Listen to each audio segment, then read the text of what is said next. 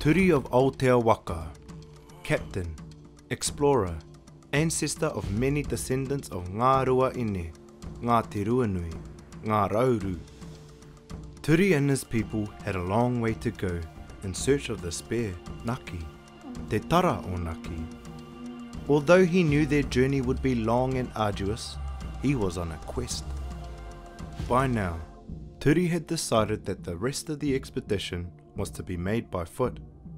They laid the Aotearoa to rest beneath the waves of Kāwea, or as Turi named it, Te Awea Turi, Turi's embrace.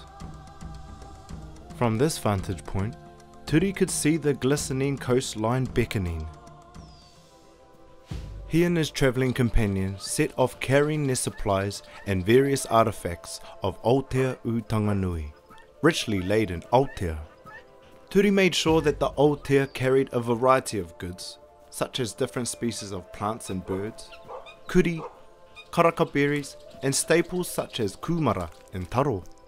The travellers were captivated by the beauty of this new land against the vast expanse of the deep blue ocean. Te moana nui a kiwa. Turi and his party moved swiftly, encountering numerous waterways flowing out to sea. When they stopped to rest or to gather fresh water, Turi would briefly explore the surroundings and give names to the various events that occurred. The first place they came to, Turi gave it the name Marokopa, after he sprained his ankle climbing up a steep hill. When they reached a certain spot much further along, Turi decided it was an ideal place to rest. This place he named Moeko, because they rested there. One of these significant waterways they had to cross, Turi named it Waitara, due to the wide steps he took in fording across it. When he looked up, he saw the mountain, and thereupon he saw the spear of Naki, Te Tara o Naki. Instantly, Turi knew this was the place he and his people were meant to find, and then he said a karakia.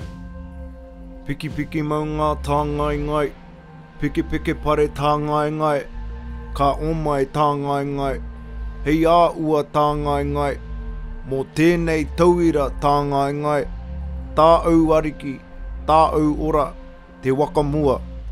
Onward they trekked, and soon the travelling party came to a river mouth, which Turi named Kaupoko Nui, or the great head of Turi. The piece of flat land that lay adjacent, he named Maraikura. There, they performed a special ceremony to represent the mana of Turi. It was here that they spread out the enchanted garment, Hunakiko, a cloak of radiant beauty.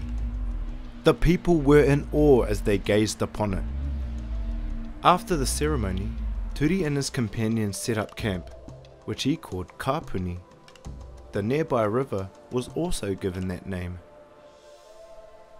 As Turi, Rongorongo and his people continued travelling south, they came upon another ideal place near a river to rest for the night.